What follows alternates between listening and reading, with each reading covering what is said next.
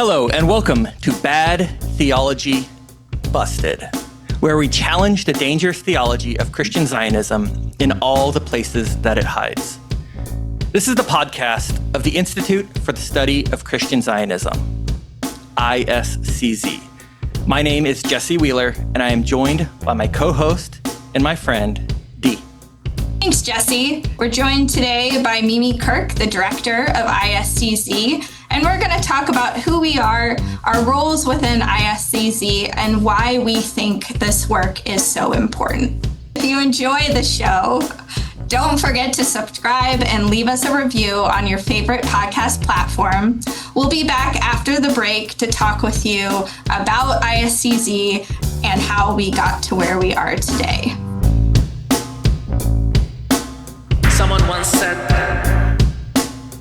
in the beginning God created us in His own image, and since then we've been returning the favor. And I think today many reflect their own supremacy and prejudice on the character of God.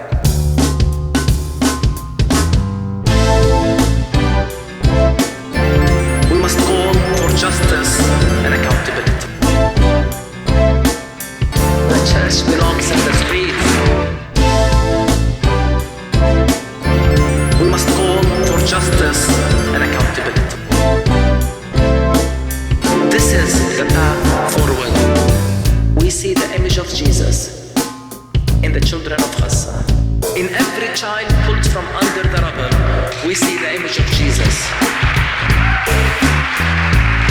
We're trying to reclaim the dignity and worth of these precious people given to them by God, yet stripped by the empire and colonization.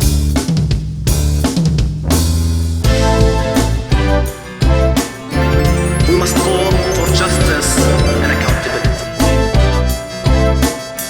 The church belongs in the streets.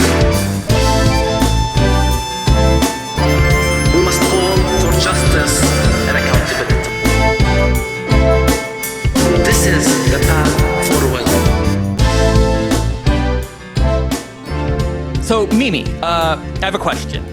Can you give us a brief introduction of yourself, your role within ISCZ, and how you got involved in this work?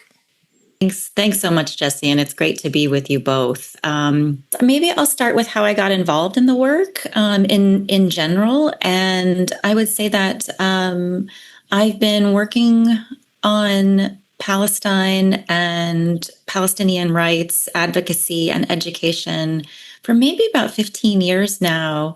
And when I was working at the Palestinian think tank Ashabaka for a number of years, which is a Palestinian policy network, I worked as their editor and then their managing director. And while I was there, I was interested in doing some more research of my own. I was doing a lot, as I said, a lot of editing and sort of advocating for those analysts. And it's Palestinian activists, academics, artists, etc., from all over the world. And I thought, one thing that I'd always been interested in because of where I grew up in pretty conservative part of the Midwest in the United States in northern Iowa. And I did not myself grow up as an evangelical or Christian Zionist within evangelical Christianity. I was a part of more mainline Protestant congregation into my teens. I'd say that Christian Zionism is part and parcel sort of the area that I grew up, in that there's an evangelical church in the town where I grew up that has thousands of members. And even though, as I say, I was not part of that congregation, this was sort of maybe an ideology or a general way of a belief system, perhaps, or way of life, perhaps, that I felt that I understood to a certain degree, but did not understand very well. And that I, as someone who had come from that background, at least adjacently, from that background, I wanted to explore it more and understand more how it had come about and what I could do to support movements and initiatives to confront it and to combat it, because I saw the danger in Christian Zionism and the ideology and how powerful it actually is within the United States. I've gotten interested more and more and done more and more research on Christian Zionism in the United States in particular. But I'm also very interested. I think what I'd like to do as I move forward in my own research is to look at it in the global South, because, of course, this is where we're seeing it take hold more and more as well. And it's really mushrooming, in the global South, particularly sub-Saharan Africa, Latin America, and also Asia. And now, I'm really pleased to be part of the Institute. And I started my work with the Institute. I think Stephen Sizer reached out to me a couple of years ago to ask if I would be interested in being involved. And I think he probably found me through perhaps a couple of publications. I've written some more journalistic work on Christian Zionism in terms of Palestine. And I know I've written about archaeology, media. I've written a little bit about Kufi. So I imagine I never asked him, but he asked if I'd like to be involved, and I was really, enthusiastic to do that. I wanted to be part of the initiative. So I worked with him and Don Wagner and Mark Battison and Jesse and Dee and many others, to sort of do the planning to get the Institute off the ground. So originally my role was to do, I have a lot of, I guess, as I mentioned with the Shabbat, I had been their editor for that organization. And so I was originally sort of slated with Joe Roos to be the editor of our journal. So I'm still doing that. And then when Stephen stepped down for personal reasons, needed to take a bit of a step back from the directorship, then kind of moved into that role as well. So I'm doing kind of both, but with lots of help, obviously, from the whole team. You mentioned growing up sort of in a smaller town, conservative, maybe a bit more conservative evangelical, with the Christian Zionism in the air. And a lot of people grow up in those contexts, but not everyone gets involved in this research and this and wanting to really dig in and unpack this ideology.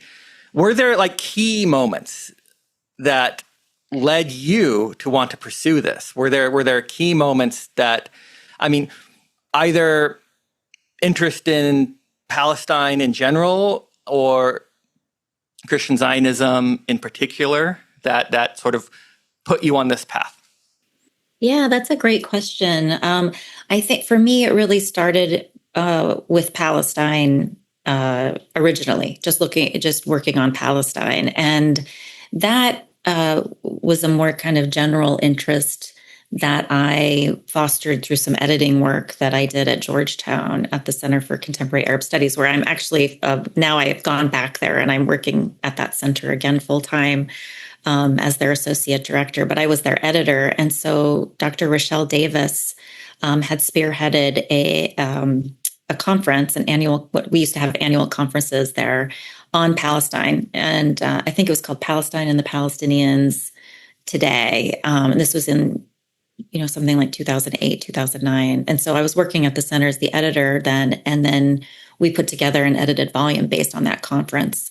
And that was I had had some exposure and interest and had done some of reading on Palestine in graduate school. But my area of research was North Africa. So it was something completely different. But in my work at Georgetown and working with Dr. Davis on that volume in particular, it was a real education. And I got more and more invested, I think, in the work. And I think like many people who have come to this work, some of the interviewing I've done of like young Jewish people who have become anti-Zionist, like how did you get there? If you were raised, say, in a very Zionist milieu and, you went to Hebrew school and it was a very Zionist messaging you were getting, like, how do you come out of that? How do you change your mind? And I think like that, or like maybe you, Jesse, too, or who grew up, in a Christian Zionist milieu and came to a different understanding.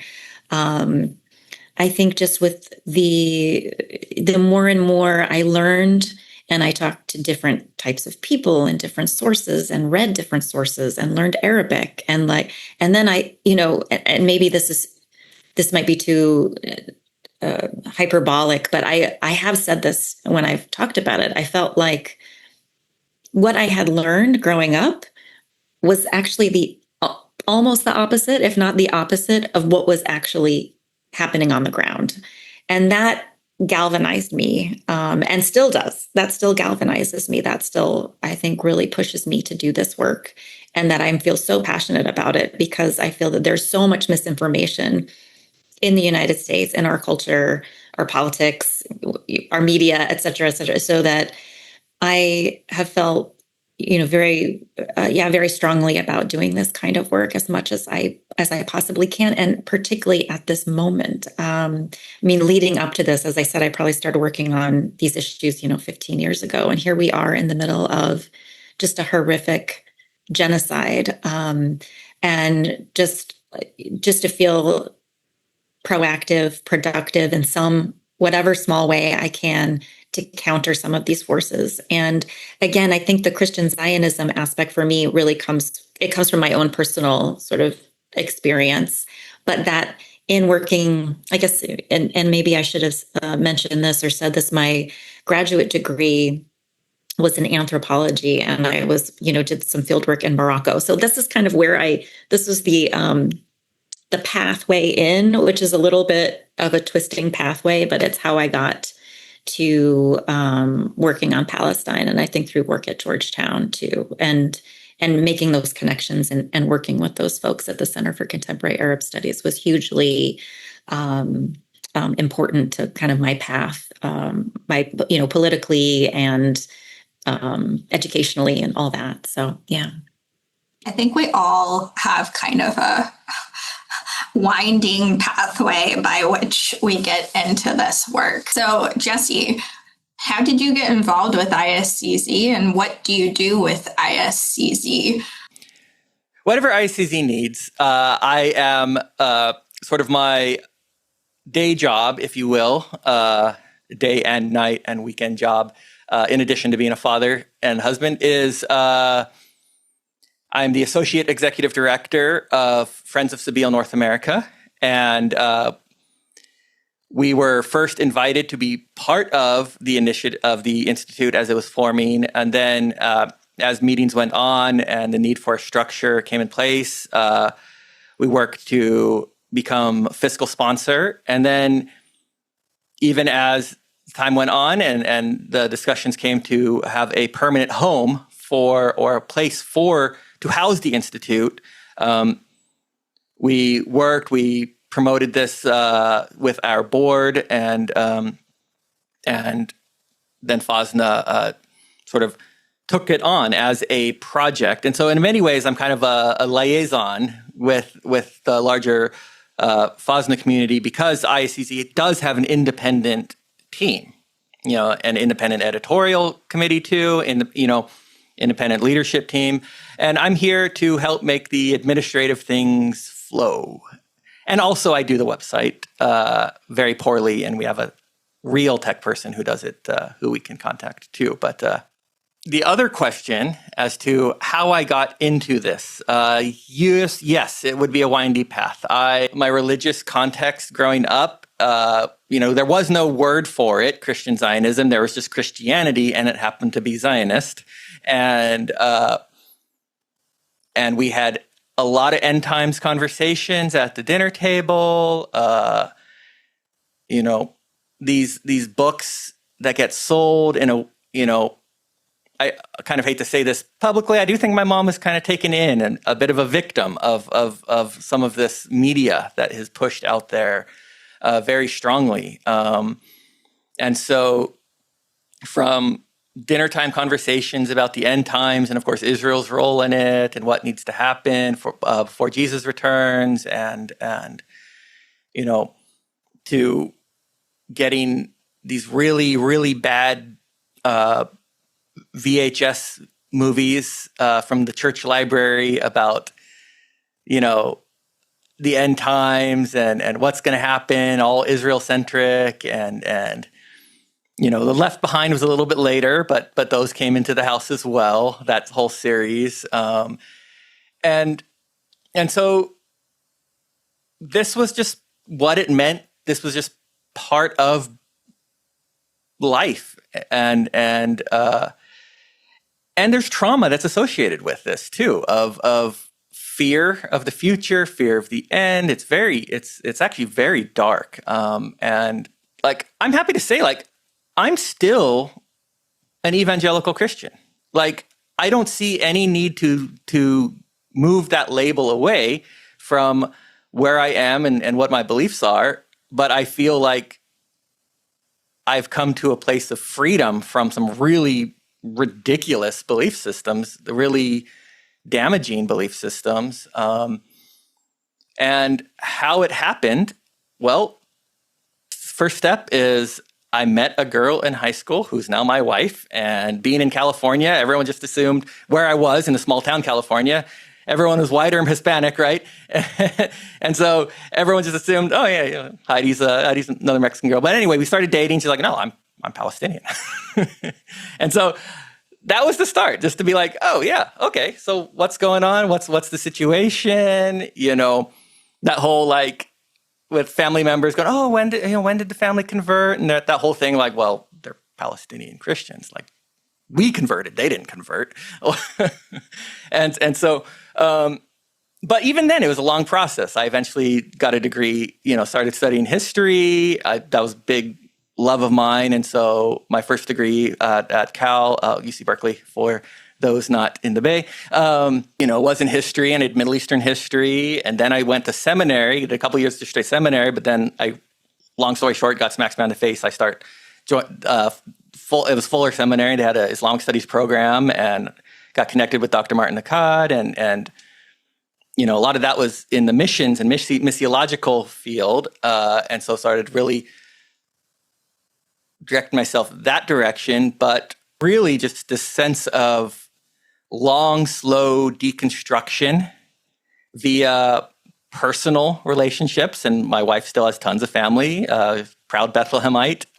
He's born and raised here in the States, in California, but her family still a very strong Bethlehem connection. And then the historical narratives and sort of getting the sense of that, and then the theological narrative, and just also realizing like Palestine and the issues and Christian Zionism particularly is so important to so many things and the cause of so much suffering. I kind of talked about my own personal psychological suffering as a kid, but I mean, this is the direct result. Like, we have a genocide, as Mimi mentioned, taking place, and it is the Christian Zionists being the biggest cheerleaders in the name of God for the destruction and death of our Palestinian siblings.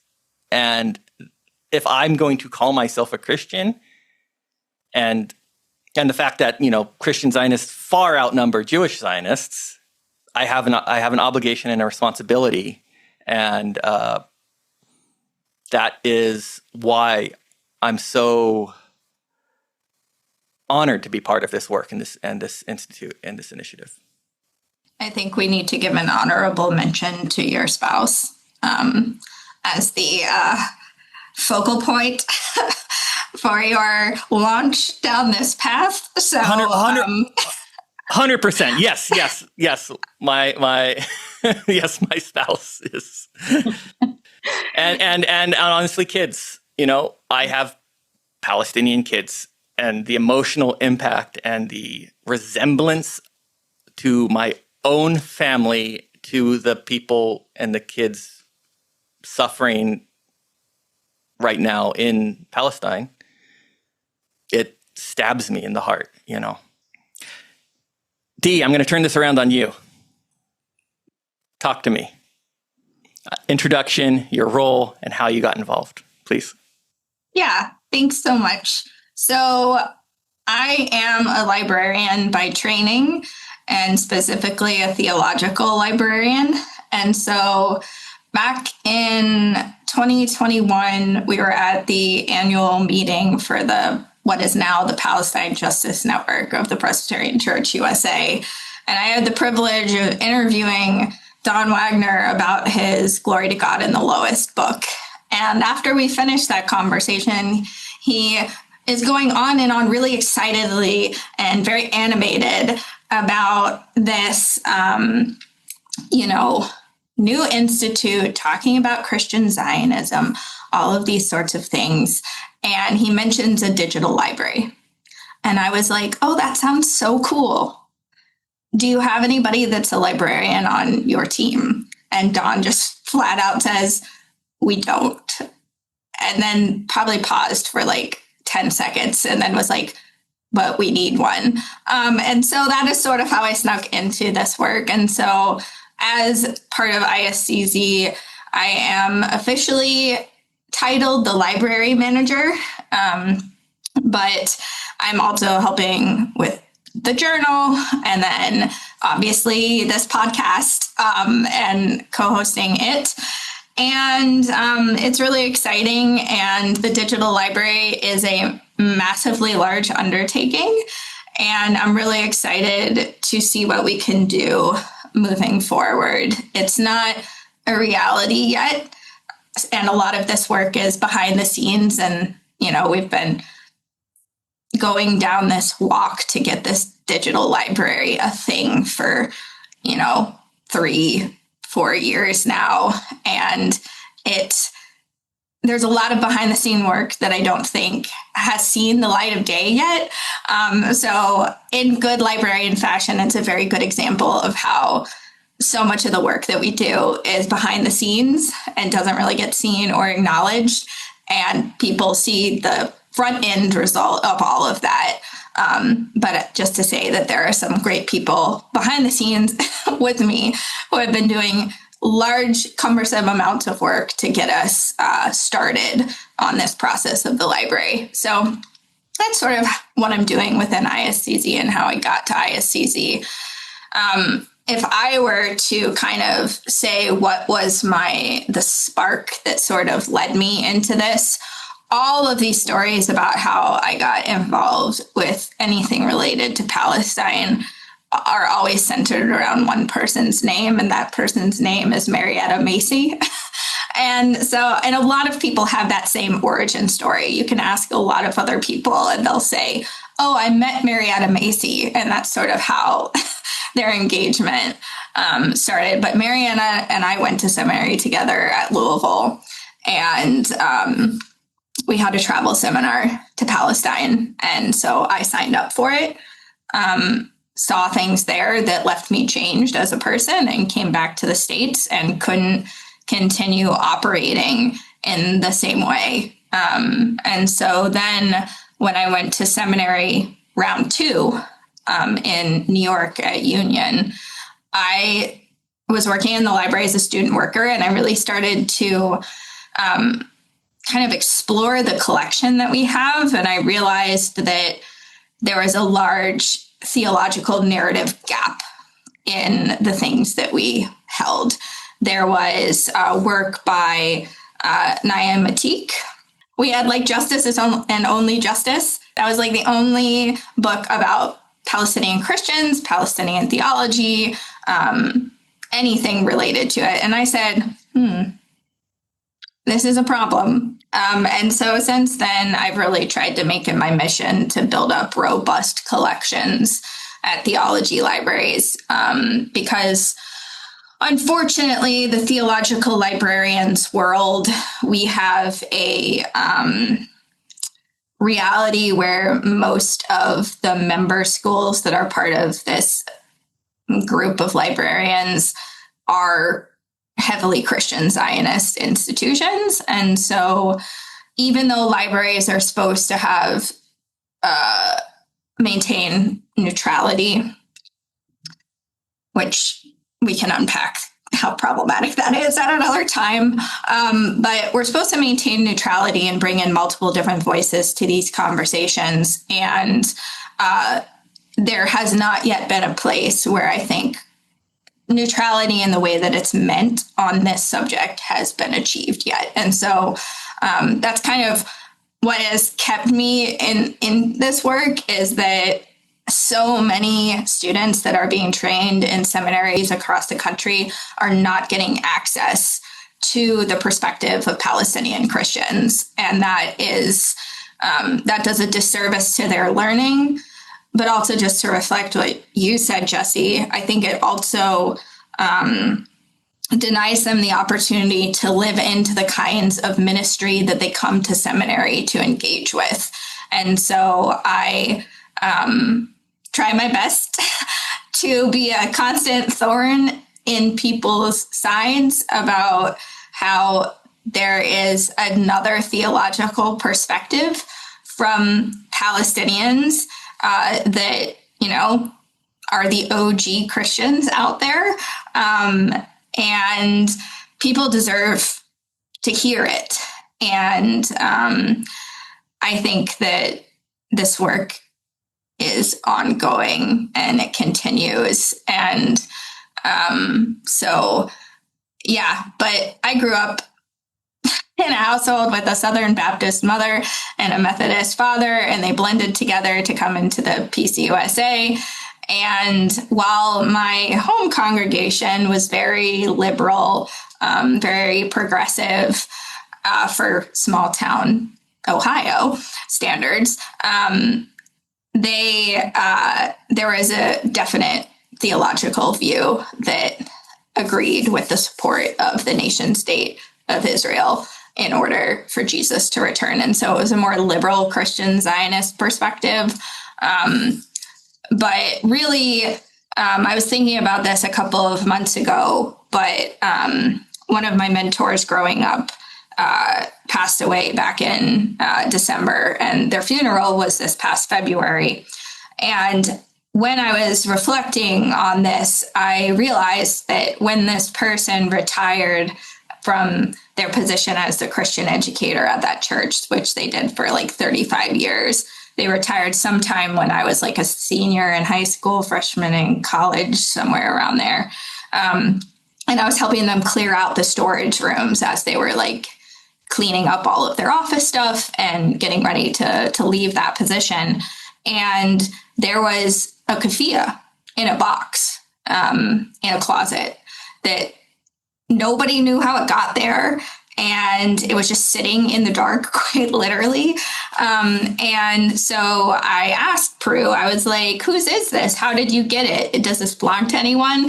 And it was actually in like the Sunday school, like dress up box for like costumes for like plays that we did, like, those good 1990s church, reenactment plays, the life and tales of Jesus. And so we had a keffiyeh and we had a Jewish prayer shawl, both in this theater costume box. And I said, I want those if they're just going to sit here. And we were continuing that programming in Sunday school, so it was just going to get thrown away. And I said, I want it. So I didn't understand the context of getting a keffiyeh back when I was, 17, 18 years old. And I think it's kind of interesting that looking back on it now, at this point in my life, realizing that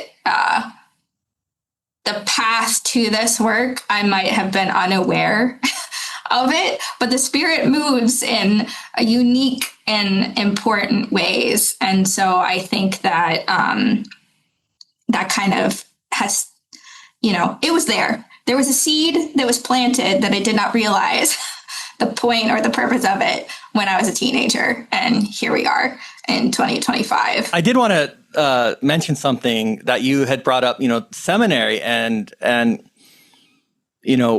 for a practicum that I did through my seminary was to go to Lebanon. I went to Beirut, Arab Baptist Theological Seminary is where I stayed, and I eventually went back and lived in Lebanon for about 7 years. But this first trip I spent 5 weeks just doing Christians, like doing service, but like teaching English at a trade school in one of the Palestinian refugee camps there in southern Beirut. And just to see and compare like the accidents of history that, my wife living in California and, she's now Dr. Wheeler and everything. And these kids in this camp that just has nothing. And Lebanon has been terrible to the camps. I don't want to wade into Lebanese politics as a non-Lebanese person, but the camps have been terrible.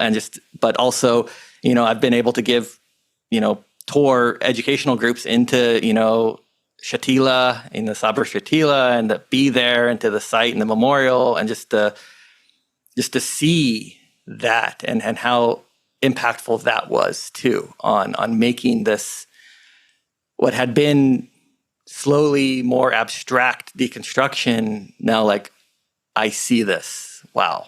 And that was hugely transformative. Now that we've had a moment to talk about who we are and how we got here and what we're doing within ISCZ, Mimi, I'd like to come back to you and ask you, at the end of talking about how you got here, you mentioned how this moment in time is so important. And I think it's worth mentioning that ISCZ launched very recently, only a couple of months ago. But can you tell us more about why this collective work is so important in the moment that we find ourselves in right now? I think when I had spoken earlier, you talked about just this moment that we find ourselves in, this really horrible moment of genocide, and that information, education, critical information and education is so needed in the United States and elsewhere. And so that the work that we do is so important. And that way, it's always been important. It always, has been important. But I think this is a particular moment. And maybe I would add, I think I would just add to that we're also in a moment where I think we can reach more people. At least I see this in the United States at the present time. And we're seeing a shift already in terms of poll. We see this with polling among Democrats, in particular, young people, in particular, young evangelicals, young Jews. We are seeing this shift. This has been coming, I think, for a long time, and we're seeing it really increase and take hold. I guess I would say this shift. And so I have said this to colleagues, I hate that it is sort of due to the extreme violence that we're seeing and where we find ourselves with Israel and with the Trump administration and the Christian Zionist influence that we see there as well. I hate that we're at this juncture, but I want to at least see what are the opportunities here to reach more people, to see what is actually going on and how and a different path, that there can be a different path, and that we can, as ISCZ, as the people who comprise this institute and the analysts that we work with and magnify, augment their voices, their writing, that we can reach more people with that, and that they can actually have their own journeys. We're talking about among the Americans here, sort of the journeys that we had growing up in the United States, but coming to a much different kind of understanding of what Israel and Palestine actually are, as in Israel is a settler colonial enterprise based on extreme violence, apartheid, and now genocide, that we can help others have that journey as well. Thank you so much, Mimi, for your work and your time. And to our listeners, thank you for being here and for tuning in today. We'll be back next time with Reverend Dr. Donald Wagner, one of the founding members of the Institute for the Study of Christian Zionism. Our original music, The Path Forward, was written and produced by Karl Saint Lucy and Danny Frye, featuring sampled speech by Reverend Dr. Munther Isaac. ISCZ is a project of Friends of Sabeel North America, which is a nonprofit Christian ecumenical organization that seeks justice and peace in the Holy Land through education, advocacy, and nonviolent action. To learn more about ISCZ and to donate to our work, please visit us at our website at studychristianzionism.org. Until next time, thanks so much. We must all